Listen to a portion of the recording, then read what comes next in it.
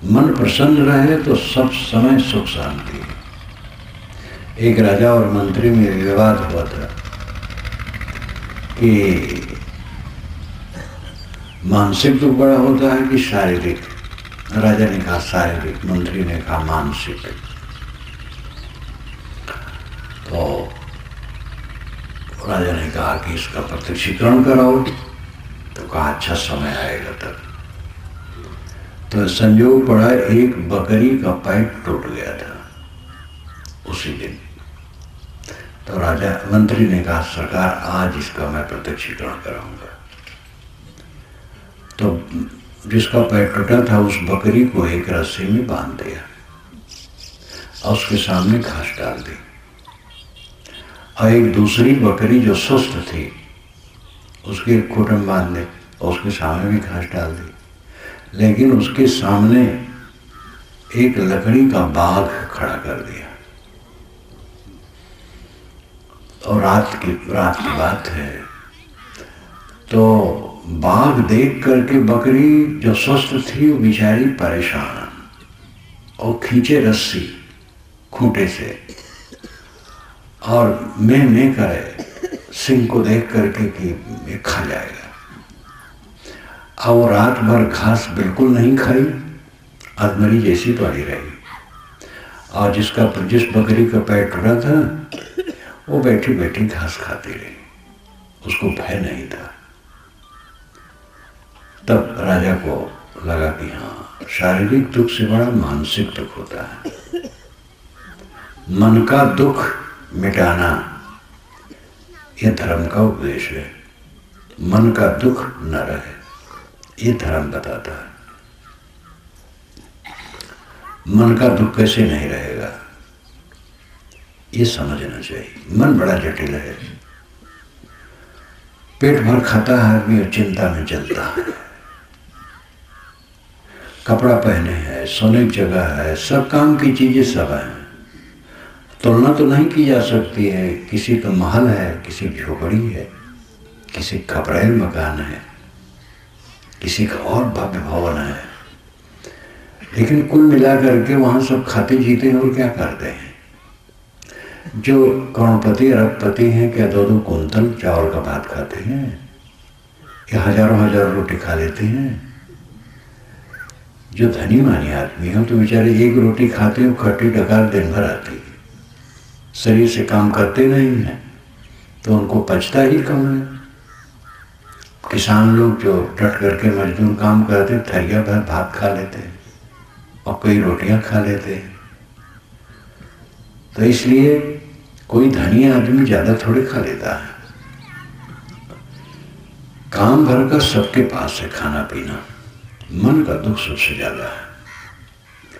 मन का दुख मिटाना ये धर्म का तकाजा है, धर्म का ही कर्तव्य है। धर्म यही उपदेश करता है कि मन का दुख मिटे। मन का दुख समझ से मिटेगा। समझ बहुत बड़ी चीज है।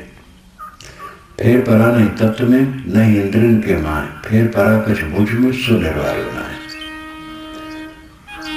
ज्ञानी अज्ञानी के शरीर में जो तत्व लगे हैं वो बराबर हैं और अंग भी वैसे हैं। हाथ पैर आंख नाक कान सब अंग वैसे ही है।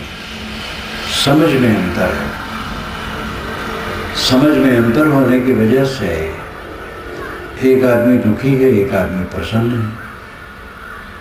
उन्हीं बातों से कहते हैं एक शिष्य एक गुरु बाजार में होके निकले तो एक आदमी गाली देने लगा गुरु महाराज को। शिष्य एकदम गर्म हो गए। तो कहा महाराज ये गाली देता है और आप मीठ मीठ बात करते हैं, ये अच्छा नहीं लगता है। तो कहा बेटा जिसके मन में जो है वही तो निकलता है। उसके अंदर में जहर वो निकल रहा है, मेरे अंदर में मिठास वो निकल रहा है। तो गाली तो दोनों सुन रहे थे लेकिन एक की समझ सही थी, एक की समझ सही नहीं थी। गुरु की समझ सही थी, शिष्य वाला नहीं समझता था इसलिए उलझ गया था। समझ ठीक होने पर दुख मिट जाता है। पत्नी ने कट कह दिया। तो ये समझना चाहिए कि कट कहने में कोई हेतु होता है। स्वभाव बस भी आदमी कट कह देता है, उलझा उलझा स्वभाव होता है जिसका, बिना हेतु के भी कट कह देता है। तो समझना चाहिए स्वभाव ही ऐसा है, उसको हमें सहना चाहिए। क्या कहे बेचारा, स्वभाव ही ऐसा है। और कोई कारण है कट कहा है, तो किसी कारण से कट कहा होगा, उस कारण को समझना चाहिए। अगर हम भी कट कहेंगे तो कट बढ़ेगा। एक ने कट कहा, हम नहीं कट गए, तो बात ठंडी हो जाएगी। ये समझ आना, जूझब से भर बूझबो भरी जीत हाय, डाके ते डाकाय को तुलसी देख विचार, गोस्वामी जी ने कहा। जूझने लड़ने की अपेक्षा बूझना समझना अच्छा है। जूझब से भर बूझबो भरी जीत हार, जीत से हार जाना अच्छा है। और ठगने की अपेक्षा ठगा जाना अच्छा है। कबीर साहब ने भी कहा है, कबीर आप ठगाइए और न ठगिए कोई, आप ठगा सुख उपजे और ठगे दुख होए। अपने को ठगा दो कोई हर्ज नहीं, लेकिन दूसरे को न ठगो। अगर हम ठगा जाएंगे तो हमारी चीज जाएगी बस, और अगर हम दूसरे को ठगे तो हमारी अंतरात्मा मलिन होगी। चीज तो फिर आ जाती है, लेकिन मन जब मैला हो जाता है तो बड़ा मुश्किल होता है।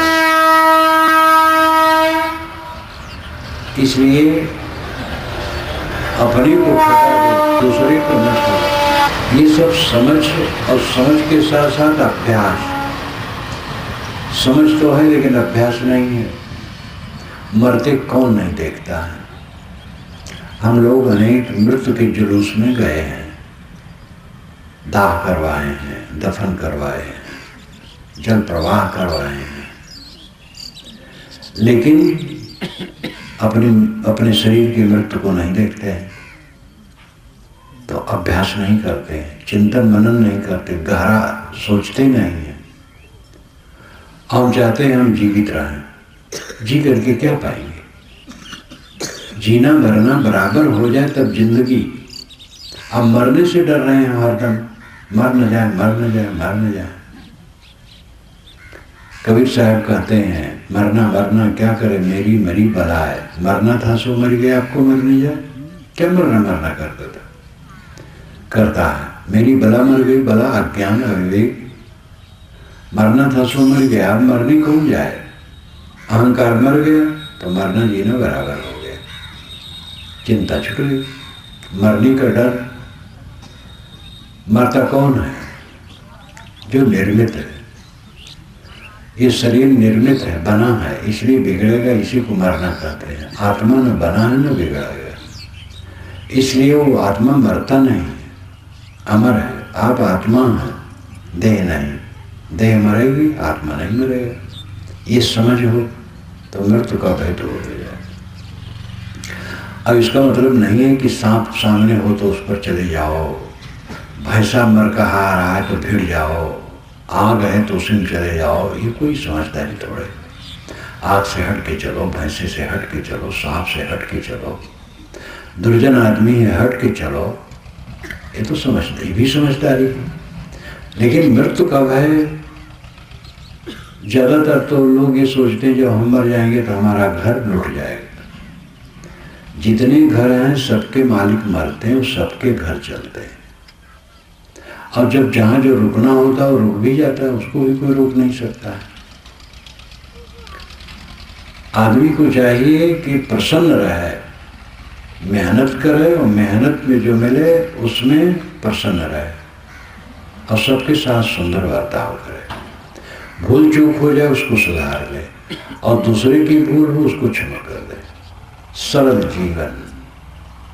पत्नी की गलती क्षमा कर दो, पत्नी ने कट कहा आप क्षमा कर दो, प्रेम से बोल दो। लड़के ने, बच्चे ने, किसी ने भी कट कहा आप सालो और मीठा बोलो, गांठ न बांधो। उन पर भी ये असर पड़ेगा, आपका मन शीतल रहेगा और उन पर भी असर पड़ेगा। बराबर ये काम करो, देखो कितना संभल जाएगा। यही नहीं संभाला जाता है, बस दोनों दुखी। पत्नी ने कुछ कह दिया, आपने डबल कह दिया। अब गृह कला शुरू हो गया। उठते बैठते वही घूम रहा है। पत्नी के मन में पति के लिए वैर और पति के मन में पत्नी के लिए वैर, पिता पुत्र में ही, भाई भाई में ही। तनिक से कोई त्रुटि हुई उसको गांठ बांधे और उसी को लेकर के मुंह फुला के बैठे और दूसरे कटकाना शुरू किए। और ये सब प्रक्रिया निरंतर चल रही, चित्त जल रहा है सबका, खाना पीना भी सब पानी हो जाता है। ये समझ होनी चाहिए और समझ के साथ अभ्यास। अभ्यास है सहानुभूति, सह लेना। समय से भूख प्यास भी सह ले, हड़बड़ाए ना, उलझे ना, और कटवचन सह ले, हानि लाभ सह ले। लाभ आता है तो लाभ में बहुत फूल न जाए, लाभ आया और गया, हानि आई और गई, कुछ रुकता है। 10, 20, 30, 40, 50 वर्ष के पहले जो आपको मिला था आज क्या धरा है। देखो आज यहाँ सभा लगी है, ये सभा 3 दिनों तक चलने की बात है और 3 दिन के बाद खत्म हो जाएगी। अभी सभा बैठी है, कुछ मिनट के बाद खत्म हो जाएगी। और इससे ज़्यादा समझने की बात तो हमारी बीती हुई बातें हैं। अपना अपना बचपना याद करो, उसको खोजने जाओ, कहाँ मिलेगा। बचपना में गुल्ली डंडा खेलते थे, कबड्डी खेलते थे और झगड़ा झंझट भी करते थे, मारपीट भी कर लेते थे। वो सब मित्र कहाँ गए, वो संबंध कहाँ गया। माँ बाप जिनकी गोद में हम पले, माँ बाप कहाँ हैं। सब भागता चला जाता है, कुछ स्थिर नहीं है। आज कभी स्थिर नहीं रहेगा। प्राप्त प्राणी पदार्थों में हम उलझते हैं और उलझ करके असंतुष्ट रहते हैं, दुखी रहते हैं। पेट भर खाते हैं और दुखी हैं, तन भर कपड़ा पहनते और दुखी हैं, घर में सोते हैं और दुखी हैं। क्या जिंदगी है। दुख न रहे, चित्त में दुख न रहे, ये कैसे होगा। अच्छी समझदारी। एक कला के बीच रे विकल होत सब ठाव। सदगुरु कबीर ने कहा है, एक कला के बीच रे विकल होत सब ठाव। एक कला, विवेक कला, बुद्धि कला के बिना सब जगह ये जीव विकल होता है, दुखी रहता है। ब्रह्म स्वरूप, परमात्मा स्वरूप, राम स्वरूप, ये जो कहा जाता है कहीं अलग है, वो आपका ही स्वरूप है। आप ब्रह्म हैं, महान हैं, अपनी महानता को समझे।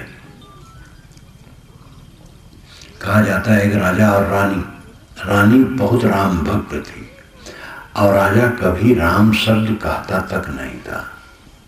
विवाह हुआ तब से उसको अनुभव यही रहे रानी को, और मन ही मन में सोचे कि राजा बड़ा अच्छा है लेकिन ये नास्तिक है, राम कभी नहीं कहता है। और राजा के पवित्र आचरण से प्रभावित रहे लेकिन राम कभी नहीं कहे। तो रानी को बड़ा कष्ट रहे कि ये महानास्तिक है, अच्छा आदमी होते हुए भी। 20 वर्ष बीत गए विवाह के। एक रात को जब राजा करवट लिया तो मुख से निकला हारा। सोते सोते रानी ने सुन लिया, वो बहुत खुश हुई। सुबह उसने बहुत दान पुण्य किया। तो राजा ने कहा, आज तुम्हें क्या खुशी है? कहे, आपके मुख से रात में राम निकल गया। कहे, सचमुच? कहे, हाँ। तो कहे, राम निकल गए तो मैं रह के क्या करूँगा? उसने शरीर छोड़ लिया। और कौन राम भक्त का शरीर हुआ? रानी राम राम कहना बहुत जानते थे लेकिन उसको अनुभव नहीं था और राजा राम में रमता था। ये भी एक समझाने का तरीका है। बात यह है कि राम सबके अंदर में रम रहा है।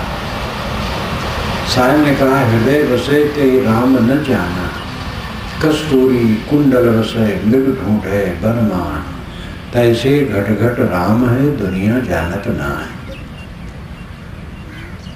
कुछ हिरण होते हैं जिसकी नाभि में कस्तूरी होती है। कस्तूरी एक गांठ होती है मांस की, कड़ी हो जाती है वो, और अति सुगंधी हो, उसमें वो बड़ी तीव्र सुगंधी होती है। उसको सुगंधी आती है रात दिन, लेकिन वो सोचता है सुगंधी कहाँ है, तो वो घास फूस में खोजता है। समझ जाए मेरी नाभि में कस्तूरी है, उसी से आ रही है, तो खोजना बंद कर दे, सुगंधी तो आ ही रही है। इसी प्रकार आनंद, सुख, शांत की सुगंधी हमें सब तरफ से आती है, लेकिन उसको हम खोजते हैं कहाँ से आती है। हम क्या चाहते हैं? सुख। पत्नी को कोई चाहता है? सुख के लिए लोग पत्नी चाहते हैं, सुख के लिए पत्नी पति को चाहती है, पुत्र को सुख के लिए सब चाहते हैं। और सुख अपना उद्देश्य ना हो तो कोई किसी को नहीं चाहता, सब अपने अपने सुख के लिए चाहते हैं।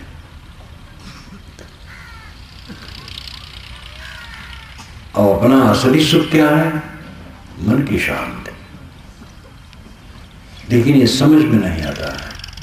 वो समझता है विषयों में सुख है, पदार्थों में सुख है, और पदार्थों में सुख खोजते खोजते भटकते भटकते जिंदगी बीत जाती है, वो खाली खाली आदमी रह जाता है।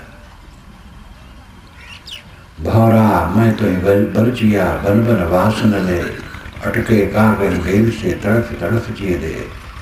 भवर विलंबे बाग में बो फूलन की बास, जीव विलंबे विषय में अंतों चले निराश। भौरे सुगंधी में भूल गए, ऐसे जीव संसार के विषय वन में भूल गए, अवंत में निराश होते चले। सब धन संपन्न, लेकिन अंत में निराशा हाथ लगती, क्योंकि सब छूट जाने वाला है, सब मिट जाने वाला है। जो स्थिर तत्व है वो आत्म तत्व है, उसी को परमात्मा, खुदा, गाड कुछ भी कह लो, राम रहीम, वो सबके अंदर में है। आप सुख सागर हैं, समझ नहीं है, इसलिए दुखी है। समझ में आ जाए, वैसी रानी बना ले, बस सुख के सागर हो जाए। विषयों की लालसा जवानी में ये ज्यादा ललक रहती है, लेकिन जब बूढ़ा आदमी होता तो समझ जाता है कि कुछ न मिला, भटकना भटकना भर हुआ और हुआ कुछ नहीं, फायदा नहीं हुआ। लेकिन फिर भी वो मोह नहीं मानता, फिर उसमें फिसल जाता है। समझ करके ठहरने की जरूरत है। समझो और ऐसा काम करो। समझ करके फिर भूल गए तो समझना बराबर हो गया। हाथी को स्नान कराया गया, फिर उसने सोन से धूल उठा करके डाल दिया। सारा समझना बेकार हो जाता है जब रहनी नहीं होती है। इसलिए रहनी की जरूरत है। जिसको गलत समझो उसको छोड़ने के लिए कमर कस लो, और जिसको सही समझो उसको ग्रहण करने के लिए कमर कस लो। गांधी जी से एक ने पूछा था, विदेश का पत्रकार था, तो कहा बापू जी आप देखने में कोई बड़े सुंदर नहीं है और आप कोई बड़े विद्वान भी नहीं है, आपके प्रवचन में, भाषण में कोई कलाबाजी नहीं, सीधा साधा बोलते हैं, क्या कारण है कि पूरी दुनिया आप पर लटके हुए, देश के नहीं विदेश के लोग भी सब आपके प्रति बड़ी भावना सबको है। गांधी जी ने कहा मैं और तो कुछ अपना गुण नहीं जानता हूँ, एक जानता हूँ, जिसको मैं गलत समझ लेता हूँ उसको छोड़ने के लिए कमर कस लेता हूँ, और जिसको सही समझता हूँ उसको ग्रहण करने के लिए कमर कस लेता हूँ। जीवन में ये सबसे बड़ी बात है। दोष को त्याग देने के लिए दृढ़ हो जाना और सद्गुण को ग्रहण करने के लिए दृढ़ हो जाना, ये जीवन की सबसे बड़ी विशेषता है। और आदमी की यही कमजोरी है कि जो समझता है ये कर्तव्य है, नहीं कर पाता है, और जो नहीं कर्तव्य है वही करता है। जो नहीं खाना चाहिए समझता है, बारंबार वही खाता है। अब बीड़ी, तम्बाकू, सिगरेट, शराब, कबाब सभी जानते हैं कि गलत है। जितने तम्बाकू पान खाने वाले, बीड़ी पीने वाले, ये सबसे मैंने पूछा कि इसमें क्या फ़ायदा है? क्या फ़ायदा तो नहीं है। तो नुकसान क्या? नुकसान तो है, फिर क्यों करते हो? आदत हो गई है। अब आदत हो गई तो छोड़ो, कौन छोड़ेगा? आदत तुम बनाए हो तुम ही छोड़ सकते हो। आदत बनाना तो सरल है, छोड़ना कठिन होता है। जब जब जो आदत पड़ी है तम्बाकू बीड़ी इत्यादि की, तब उसमें देरी नहीं लगेगी, बड़े आराम से पड़ गई है।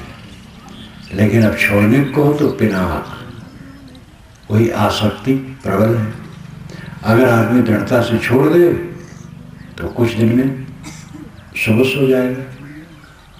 मेहनत करो, सह लो, 1 सप्ताह में काफ़ी स्वस्थ हो जाओगे। फिर ऐसे बीतने दो, सह लो।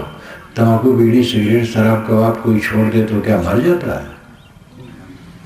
कुछ नहीं, वही मन थोड़ा टाय टाय करता है कुछ दिन, और उसको कसे रहो, बस ठीक हो जाएगा। कोई भी सद्गुण की बात है, सद्गुण ग्रहण करना, दुर्गुण त्यागना, इसके लिए कमर कसने की जरूरत होती है, दृढ़ता लाने की जरूरत होती है, जीवन में उतारने की आवश्यकता होती है। क्रोध ज़्यादा आता है तो अपने क्रोध पर सोचो, नींद खुले सुबह और सोचो 5 मिनट तक कि आज दिन भर क्रोध नहीं करूँगा, चाहे जो बात आ जाए क्रोध नहीं करूँगा। और रात में सोने चलो तो 5 मिनट तक देखो अपने मन को कि दिन भर में हमें कब कब क्रोध आया और क्रोध का कारण क्या था। केवल 10 मिनट 24 घंटे में सोने के पहले और जागने के बाद लगाओ, देखो जीवन में अंतर हो जाएगा। रोज करो तो ऐसे कोई भी सद्गुण है, जब रोज अभ्यास किया जाएगा तो वो जीवन का अंग बन जाएगा। असहनशीलता सबसे बड़ी कमजोरी है, सह नहीं पाते, सह नहीं पाते इसलिए भड़कते हैं, इसलिए कटु वचन कहते हैं, इसलिए अपने लोगों में ही हम दुखी लोग कर देते, स्वयं दुखी हो जाते हैं। और सह लें, मीठा बोलें तो शांति आ जाएगी अपने में, और परिवार में समाज में जहाँ हम रहते हैं उनमें भी शांति आएगी, वे भी सीखेंगे समझेंगे। अभ्यास की कमी है, समझ की कमी और अभ्यास की कमी। कितने लोग हैं समझते बूझते बहुत हैं, समझ की कमी और जो समझते हैं उसका प्रयोग की कमी। ज्ञान विचार की बात कितने लोग सुनते हैं और जीवन भर वैसे बने रह जाते हैं। जीवन में परिवर्तन आना चाहिए। सत्संग का मतलब है परिवर्तन आए, क्रोध घटे, काम घटे, लोभ घटे, मोह घटे, तृष्णा घटे, झगड़ा झांसा करने की प्रवृत्ति घटे, शांति बढ़े, क्षमा गम संतोष बढ़े, सब बातों में, खान पान में पवित्रता हो। इस प्रकार जीवन में परिवर्तन आए तो ये सत्संग का महत्व है। और जब से सत्संग में आ गए, आज तक बढ़ा गए, तम्बाकू नहीं छोड़ पाए, बीड़ी नहीं छोड़ पाए, झगड़ा करना नहीं छोड़ पाए, पत्नी से लड़ना नहीं छोड़ पाए, लड़के से लड़ते रहते हैं, तो जीवन में क्या हुआ? समझो और अपने को बदलो। मैंने कहा था कि ये हम लोगों का शरीर तो मशीन है, लेकिन इसमें रहने वाला चेतन है। जो बाहर की मशीन होती है उसमें चेतना नहीं है, वो केवल जड़ है, तेल पानी से चलता रहता है और उसमें और कुछ ज़रूरत नहीं है। लेकिन हम लोगों का जो मशीन शरीर है, ये मशीन में मशीन मैन भी साथ साथ है। इसके अंदर में बैठा हुआ चेतन, और चेतन के साथ मन है। इसलिए पेट की खुराक और मन की खुराक, दोनों की खुराक की जरूरत है। पेट के लिए खाना चाहिए और मन के लिए सत्संग साधना इत्यादि करना चाहिए। पेट भी संतुलित हो, मन भी संतुलित हो, बस जीवन सुखी। कम खाओ गम खाओ, एक वाक्य है, सारा वेद शास्त्र इसी में है। कम खाओ शरीर ठीक रहेगा, गम खाओ मन ठीक रहेगा। गम खाने का मतलब सह लेना, संतोष करना, सब जगह संतोष वृत्ति अपनाना। लोग कहते संतोष करेंगे तो विकास रुक जाएगा। तृष्णा होनी चाहिए और मिले और मिले। तो सबको तो असंतोष है तो कितना विकास हो गया। असंतोष से कहीं विकास होता है? असंतोष से तो आदमी का जी जलता है। तृष्णा करने से, असंतोष करने से कहीं चीज बढ़ जाती है? मेहनत करो और भाग्य में जो होगा वो होगा, दोनों बातें हैं। भाग्य भी कुछ चीज है, लेकिन भाग्य के भरोसे पर बैठो ना, मेहनती रहो। मेहनत करोगे और तकदीर में जो होगा मिलेगा। परिश्रम और तकदीर दोनों में जो होना होगा होगा, उसके लिए निश्चिंत रहो। कर्म करे और है अकर्मी ऐसी युक्ति बतावे। सदगुरु कबीर की पंक्ति है कि गुरु ऐसा बताता है कि कर्म करो और अकर्मी रहो। कर्म करते हुए भी कर्म की आसक्ति छोड़कर, कर्म फल की आसक्ति छोड़ करके रहो। बच्चे का पालन पोषण करो और बच्चे से कुछ न चाहो। वो सेवा कर दे धन्यवाद दो, न सेवा करे धन्यवाद दो। लेकिन चार बूढ़ी जब इकट्ठे होंगे तो अपने बच्चों की निंदा शुरू करेंगे। एक दूसरे से मिलेंगे, भैया राम राम, राम राम, कुशल मंगल। कहाँ कुशल कहे, लड़का कहे नहीं। दूसरा कहेगा अरे यार तुम्हारा लड़का तो कहा भर नहीं मानता, हमारा लड़का तो हमें गाली देता है। ये बूढ़े लोग अपने बच्चों की निंदा करके अपने बच्चों से हाथ धो बैठते हैं। बच्चों की निंदा न करो। कोई कहे तो कहो भाई बच्चा बढ़िया है, ना आज्ञा मानता तो भी को आज्ञा मानता है और सेवा करता है, सब ठीक है, कुछ निंदा न करो तो उसके मन में भी जगह बनेगी। अब आप निंदा करोगे तो और बात जरूर जाएगी उसके कान में। अच्छा कहो तो कहने वाले कम है, बुरा कहो तो जरूर कहने वाले हो जाएंगे और कहेंगे बढ़ा चढ़ा करके। आप किसी भावना से कहेंगे, वो कहने वाले और भावना से कह देंगे। वही बात रहती है, स्वर अंतर रहता है, भाव अंतर रहता है। लेकिन कही हुई बात जब दूसरा कहता है तीसरे से तो भयंकर लगती है। आमने सामने हो तो भयंकर नहीं लगेगी। तो चार बूढ़े जब बैठेंगे तो अपने बच्चों की निंदा करेंगे और ये देवियां जब बूढ़ियां बैठेंगी तो अपने बहुओं की निंदा करेंगी। आज देवियों को समझना चाहिए कि इनके बुढ़ापा में इनकी सेवा कौन करेगा? बहू करेगी। और बहू की निंदा करती है जब, तब बदला लेगी। फिर जब मलकिन बनेगी तब बासी रोटी दे देगी तुम्हें। इसलिए बहू को पुत्री मानो। बहू पुत्री है, अपनी पुत्री तो अलग चली जाती है, जब सेवा करने समय आता है तो अलग चली जाती है। बाहरी पुत्री जब आती है वो आपकी बहू बनती है और वही आपकी सेवा करेगी। इसलिए पुत्री को बहू मानो और उससे स्नेह का व्यवहार करो। भूल चूक हो जाती है, भूल चूक किससे नहीं होती है?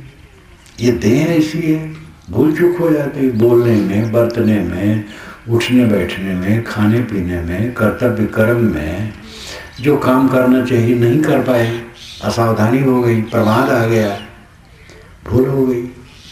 बात करते करते बात में भूल हो गई, लेने देने में जैसा चाहिए था लेने देना नहीं कर पाए, भूल चूक हो जाती है। तो भूल एक से नहीं होती है, सबसे हो जाती है। इसलिए दूसरे की भूल को क्षमा कर दो और अपनी भूल को छोड़ दो, बस सुखी रहो। झोपड़ी है और चटाई पर रहते हैं और रोटी नमक खाते हैं, लेकिन आपस में प्रेम है तो स्वर्ग है और सब कुछ संपन्नता है, लेकिन कला है तो नरक है।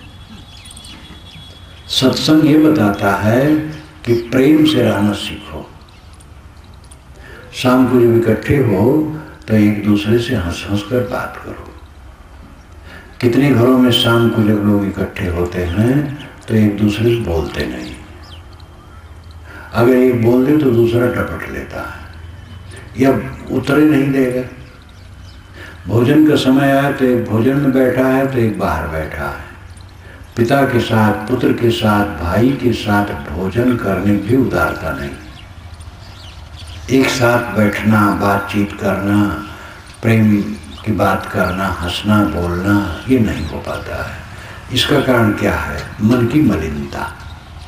और मन की मलिनता का जो कारण है वो महाझूठ है, वो है अहंकार। और सबका अहंकार झूठ है। रतन का जतन करो माड़ी का श्रृंगार, आया कबीरा फिर गया झूठा है अहंकार। साहब कहते रतन शरीर मिला है, जतन से रखो, संयम से रखो। सारा श्रृंगार माड़ी का है। जो चमक दमक है, कपड़े पर माड़ी चढ़ती है, बड़ी चिकना दिखता है कपड़ा, धो दो तो खखरा हो जाता है। ऐसे सारी चमक दमक क्षणिक है।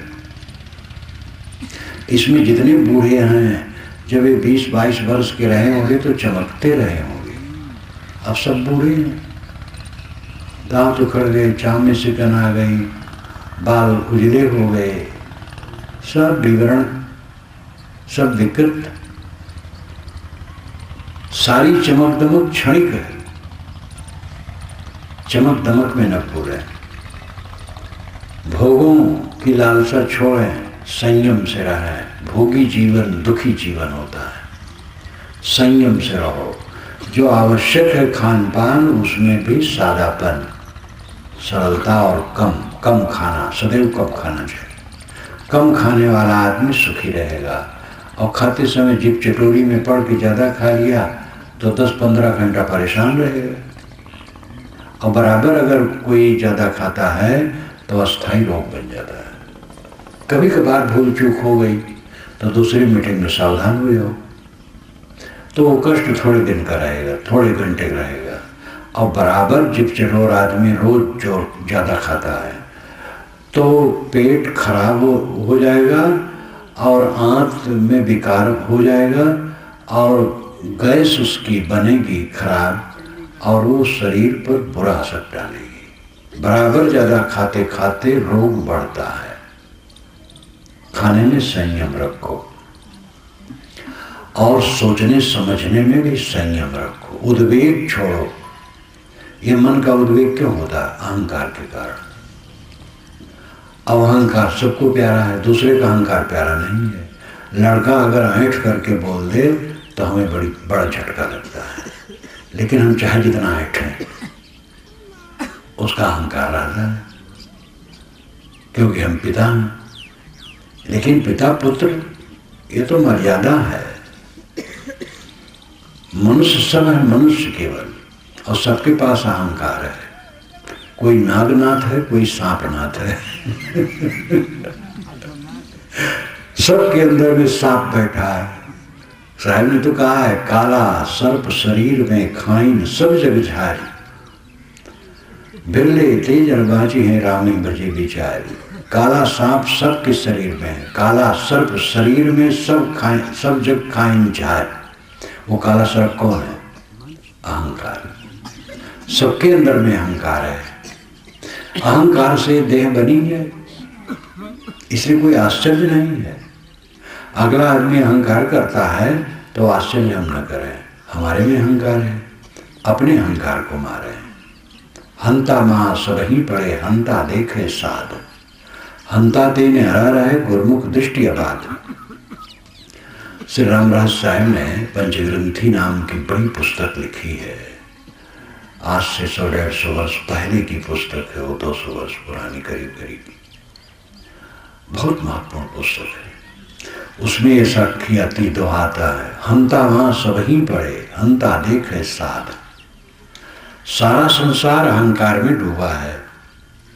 जो अपने अहंकार को देखे वो साधु है। हंता देखे साध।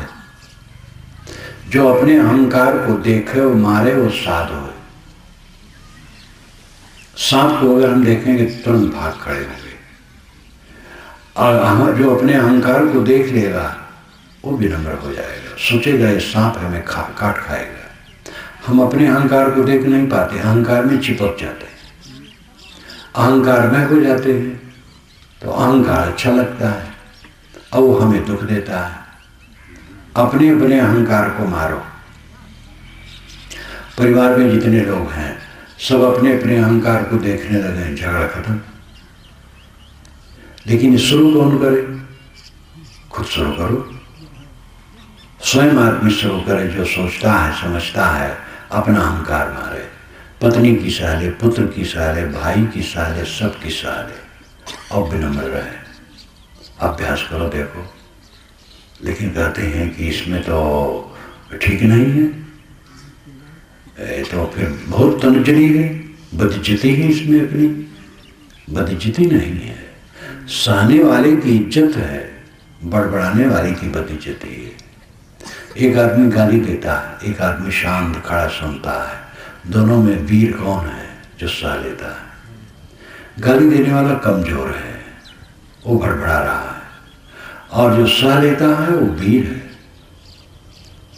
कमजोर आदमी नहीं सह पाएगा, बलवान आदमी सह पाएगा। बलवान बनो, सहनशील बनो, धैर्यवान बनो।